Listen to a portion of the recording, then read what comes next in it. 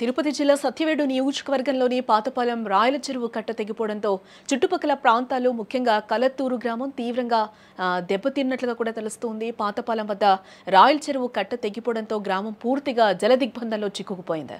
ఈ విపత్తు కలత్తూరు గ్రామ ప్రజల జీవితాలను అతలాకుతలం చేస్తుందని కూడా చెప్పుకోవచ్చు. రాయల చెరువు కట్ట తెగిపోవడంతో వరద నీరు ఒక్కసారిగా గ్రామంలోకి చొచ్చుకొచ్చింది. గ్రామంలోని సుమారు 1800 ఇళ్లలో 5 అడుగుల మేర బురద పేరుకుపోయింది. దీంతో ప్రజలు తమ నివాసాలను సామగ్రిని కూడా కోల్పోయి కట్టుబట్టలతోనే సురక్షిత ప్రాంతాలకు తరలి వెళ్లాల్సిన పరిస్థితి ఏర్పడింది. అక్కడ ఈ వరద బీభత్సంలో 1200 ఎకరాలకు పైగా పంట పూర్తిగా దెబ్బతింది. దీంతో అన్నదాతలు తీవ్రంగా నష్టపోయారు. వరదలు తగ్గుముఖం పడుతున్న గ్రామంలో పరిస్థితులు ఇంకా ప్రమాదకరంగానే ఉన్నట్లుగా తెలుస్తోంది. ఇళ్లలోకి మరియు బురదలో నీటితో పాటు కొట్టుకొచ్చిన విష సర్పాలు భారీగా తిరుగుతూ ఉన్నట్లుగా కూడా సమాచారం. ఇది సహాయక చర్యలకు అడ్డంకిగా మారడమే కాకుండా ప్రజల్లో మరింత భయాందోళనను పెంచుతూ ఉంది. ప్రస్తుతం గ్రామంలో సహాయక చర్యలు ముమ్మరంగా కొనసాగుతున్నట్లుగా కూడా మనకి సమాచారం అయితే అందుతోంది. నీరు మరియు బురదను తొలగించేందుకు ప్రజలకు తాత్కాలిక వసతి, ఆహారం అందించేందుకు అధికారులు, సిబ్బంది కృషి చేస్తున్నట్లుగైతే మనకి సమాచారం అందుతోంది. ఇక ఇదే అంశానికి సంబంధించిన మరింత సమాచారాన్ని మా ప్రతినిధి ఉమా అందిస్తారు. ఉమా, జానకి, నిన్న సరిగ్గా తెల్లవారుజామున 5:30 గంటల ప్రాంతంలో ఈ కలత్తూరు గ్రామంతో పాటు అంటే చుట్టుపక్కల ఉన్నటువంటి కేవీపురం మండలంలోని సదాపురం, అదే రకంగానే రాయిపేడు, పాతపాలెం, బంగారు నత్తం, సరస్వతీపురం గ్రామాలకు సంబంధించినటువంటి మొత్తం కూడా ఈ ఒక వరద నీరుతో చిక్కుకుందని చెప్పుకోవచ్చు. అయితే ప్రధానంగా చెరువుకి దగ్గరగా ఉన్నటువంటి కలత్తూరు గ్రామానికి సంబంధించి ఈ ఒక విపత్తు ఎక్కువ కూడా జరిగిపోవచ్చు.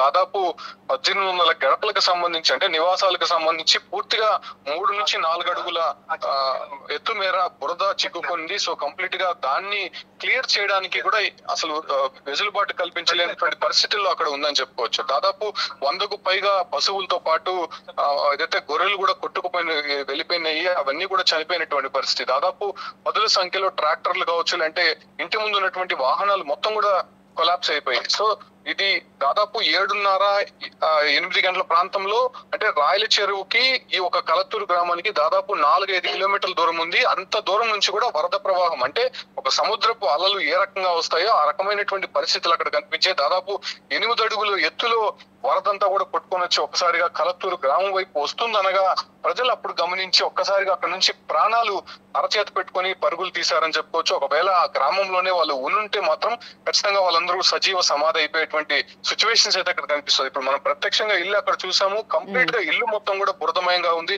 ఇంట్లో ఉన్నటువంటి వస్తువులు, తినడానికి కావాల్సినటువంటి ఆహారం సంబంధించినటువంటి వస్తువులు మొత్తం కూడా బురదలో చిక్కుకుపోయి, దాంతో పాటు కూడా ఏదైతే ఇప్పుడు ప్రస్తుతానికి వాళ్ళకి ఉండటానికి వసతులు కూడా లేనటువంటి పరిస్థితి. ఇప్పుడు మొత్తం అది క్లియర్ చేయాలంటే కానీ ఒక నెల రోజులు పట్టే అవకాశం అయితే కనిపిస్తుంది. ఎందుకంటే ప్రతి ఇంట్లో కూడా దాదాపు 3 నుంచి 4 అడుగుల బురద మొత్తం కూరుకుపోయింది కాబట్టి సో ఆ ఇంట్లో ఉండలేని పరిస్థితి. దాంతో పాటు కూడా విష సర్పాలు అంటే పాములు అధిక సంఖ్యలో ఈ వరదల్లో కొట్టుకురావడంతో ఆ ప్రాంతం అంతా కూడా అవే కనిపిస్తూ ఉన్నాయి. దాంతో పాటు కూడా విద్యుత్ స్తంభాలు కంప్లీట్ గా నేలకొరిగినటువంటి నేపథ్యంలోనే నిన్న ఉదయం నుంచి కూడా వాళ్ళకి కరెంట్ లేనటువంటి పరిస్థితి. కనీసం కమ్యూనికేషన్ గ్యాప్ కూడా వచ్చింది. ఎందుకంటే సెల్ ఫోన్స్ లో ఏ ఒక్కరికి కూడా ఛార్జింగ్ లేదు. అధికారులు అక్కడికి చేరుకొని ప్రస్తుతం మరమ్మత్తు పనులు చేస్తున్నారు కానీ సో అది మాత్రం క్లియర్ అవడానికి ఇంకా దాదాపు ఒక నెల రోజులు పట్టే అవకాశం అయితే కనిపిస్తుంది. ప్రస్తుతం అక్కడ ఉన్నటువంటి రోడ్లపైన ఉన్నటువంటి బురదను మాత్రం తీస్తున్నారు. కట్టుబట్టలతో ఉన్నారు కాబట్టి వాళ్ళు ప్రస్తుతం అందరినీ కూడా అర్జిస్తున్నారు, ఖచ్చితంగా మాకు సహాయం చేయండి, మనం పూర్తిగా నడి రోడ్డు సార్ మీరు ప్రత్యక్షంగా కూడా అక్కడికి వెళ్లారు, చూసారు సిచ్యువేషన్ కూడా. ఇక్కడ విజువల్లో కూడా చూస్తున్నాం, చాలా హృదయ విదారకంగా ఉన్నాయని చెప్పుకోవచ్చు. మనం దృశ్యాలు అన్నీ కూడా చూస్తుంటే అక్కడ సహాయక చర్యలు ఏ విధంగా కొనసాగుతున్నాయని చెప్పుకోవచ్చు. అలాగే పునరావాస కేంద్రాలకి పంపించారా? మీరు చెప్తున్నారు కమ్యూనికేషన్ కూడా లేదు, నిన్నటి నుంచి పవర్ కూడా లేదు అని చెప్తున్నారు. దీని పట్ల అక్కడ ఎంత దీన పరిస్థితి ఉందో కూడా అర్థం చేసుకోవచ్చు. ఏంటి అసలు టోటల్గా అక్కడ సిచ్యువేషన్? అంటే కలత్తూరు గ్రామంతో పాటు అంటే రాయల చెరువు పరివాహిక ప్రాంతాలు ఏదైతే ఉన్నాయో 2-3 గ్రామాలు కూడా ఇది ఎక్కువ ఎఫెక్ట్ అయ్యాయి కాబట్టి వాళ్ళు కనీసం రోడ్డు పైన నిలబడడానికి కూడా అవకాశం లేదు. ఎందుకంటే రోడ్డు పైన కూడా దాదాపు 3 నుంచి 4 అడుగుల బురద ఉంది.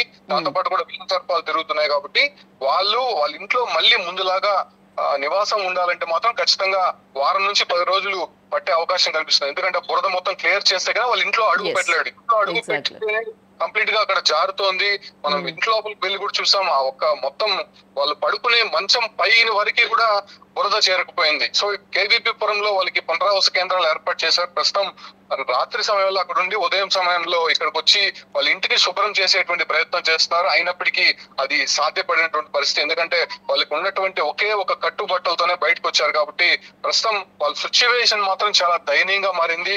ప్రభుత్వం అధికారులు మాత్రం యుద్ధ ప్రాతిపదికన అక్కడ చర్యలు అయితే చేపడుతున్నారు. ప్రస్తుతం తినడానికి ఆహారం లేనటువంటి పరిస్థితుల్లో కూడా ప్రస్తుతం జనసేన పార్టీకి సంబంధించినటువంటి చిత్తూరు జిల్లా ఉపాధ్యక్షులు అక్కడ వాళ్ళకి ఆహారం పంపిణీ చేసేటువంటి ప్రయత్నం చేస్తారు. ఉదయం నుంచి కూడా వాళ్ళకి ఆహారం అందించి ప్రస్తుతం అక్కడ కొంత రెస్క్యూ చేసేటువంటి ప్రయత్నం అయితే చేస్తున్నారు. కనీసం వాళ్ళకి ఆహారం కూడా కనీసం నిన్నటి నుంచి తినలేరు. ఇంకా ముఖ్యంగా ఏంటంటే తాగడానికి నీళ్ళు లేదు. కంప్లీట్ గా అక్కడ ఉన్నటువంటి నీరు మట్టి మొత్తం కూడా బురదతో ఉంది కాబట్టి దానికి తాగడానికి నీళ్లు లేకుండా వాళ్ళు దాహంతో విలువలాడుతున్నారు. ప్రస్తుతం ఆ ఒక చర్యలు కూడా ప్రభుత్వం చేపడుతోంది. వాళ్ళ సాయంత్రానికి ఒక కొలిక్కి వచ్చేటువంటి అవకాశం ఉంది, కానీ వాళ్ళ ఇళ్లలోకి మళ్ళీ ముందులాగా చేరాలంటే మాత్రం 10 రోజుల పైన పట్టే అవకాశం అయితే కనిపిస్తోంది. జాన్, ఎస్, అక్కడ మూగజీవాల్ని కూడా మనం చూస్తూ ఉన్నాం, వాటర్లో కొట్టుకుపోతూ ఉన్నాయి. ఏంటి వాటిని ఏమన్నా రెస్క్యూ చేయడం జరిగిందా ఏంటి ఉమా?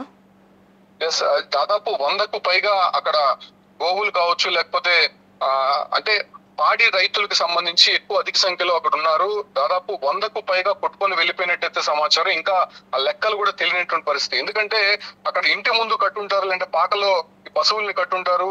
అదే రకంగానే గొర్రెలు మేకలు ఉంటాయి, అవి కూడా మేపుకొని జీవనం సాగించే వాళ్ళు ఉంటారు. కాబట్టి అవన్నీ కూడా తీసుకొని వెళ్ళలేనటువంటి టైం కూడా లేదు వాళ్ళకి. యాక్చువల్గా అక్కడ ఉన్నటువంటి ప్రజలు వాళ్ళ ప్రాణాలను కాపాడడానికి చాలా ఫ్రాక్షన్ ఆఫ్ సెకండ్స్ లోనే ఆ ఊరు నుంచి తప్పించుకొని బయటకు వెళ్ళారు. సో కాబట్టి ఇప్పటి వరకు ప్రాణ నష్టం అనేది జరగలేదు. ఒకవేళ వాళ్ళు ఆ ఒక్క పనులన్నీ చేసుకొని, అంటే ఇంట్లో ఉండేటువంటి విలువైనటువంటి వస్తువులు, బంగారు కావచ్చు, డబ్బులు అవన్నీ తీసుకొని వెళ్లే ప్రయత్నం చేస్తే మాత్రం ఖచ్చితంగా వాళ్ళ ప్రాణాలతో ఇవాళ ఉండే అవకాశమే లేదు. సో అటువంటి భయానకమైనటువంటి సిచ్యువేషన్స్ ఒక్కొక్కరు చెప్తుంటే నిజంగా అక్కడ ఏ రకమైనటువంటి పరిస్థితులు ఉన్నాయి, అసలు వాళ్ళ కంట్లో నీళ్ళు వస్తున్నాయి. నిజంగా పిల్లల్ని మేము కాపాడుకోగలిగాము, లేకపోతే ఇవాళ మా కుటుంబాలు మిగిలేవి కాదని చెప్తున్నప్పటికీ కూడా అక్కడ ఉన్నటువంటి సిచ్యువేషన్ చాలా బ్యాడ్ గా ఉందని చెప్పొచ్చు. ప్రస్తుతం ఆ ఒక పశువులు కూడా కొట్టుకుపోయాయి. ఇంకొక విషయం ఏంటంటే ఆ ఒక రాయల చెరువు పరివాహక ప్రాంతాల్లో దాదాపు 1200 ఎకరాలకి సంబంధించి ఆ ఒక రాయల చెరువు ఆధారంగా ఉంది. దాంతో పాటు కూడా ఒక 500 ఎకరాలు, అంటే దాదాపు 2000 ఎకరాలకు సంబంధించి సాగునీరు కావచ్చు, తాగునీరుకి సంబంధించి ఆ రాయల చెరువే ఆయకట్టుగా ఉంది. ప్రస్తుతం ఆ ఒక 1200 ఎకరాలకు సంబంధించినటువంటి మొత్తం పంట నష్టం జరిగిందని చెప్పొచ్చు. ఎక్కడ కూడా పంట అనేది మిగలలేదు.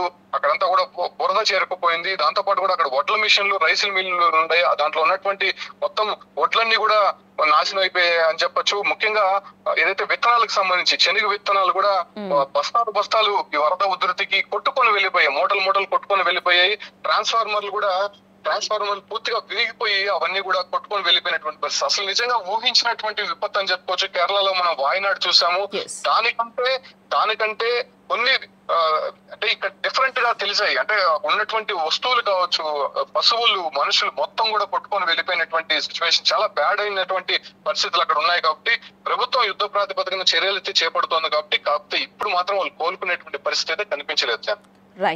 Right Uma, thanks for the update.